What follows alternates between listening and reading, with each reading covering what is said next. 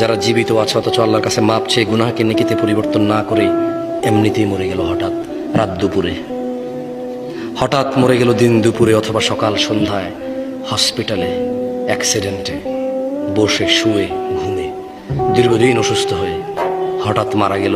তার গুনাহগুলো গুনাহ রয়ে গেল, এগুলো তার জাহান্নামে যাওয়ার কারণ হয়ে বসবে। অথচ গুনাহগুলোই নেকিতে পরিবর্তন করতে পারতো সে বেঁচে থাকা অবস্থায়। এই যে নিঃশ্বাস চলা অবস্থায় যদি বলতো যে ইয়া আল্লাহ আর করবো না, তুমি সাক্ষী, আমি করলে তো তুমি দেখবাই, কোথায় করবো তোমার থেকে লুকিয়ে। তুমি দেখো আর চুরি ডাকাতি জেনা ব্যভিচার নেশা মিথ্যা কথা কিচ্ছু বলবো না, তবে তুমি আমার আগের গুনাহকে যেমনটা তুমি কোরআনে ওয়াদা করেছো যে নেকিতে পরিবর্তন করো তুমি করো, আর তুমি দেখো আমি আর গুনাহ করবো না।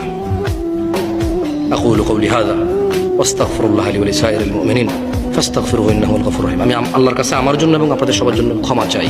আল্লাহ আমাদের সবার সমস্ত গুনাহকে নেকিতে পরিবর্তন করে ক্ষমা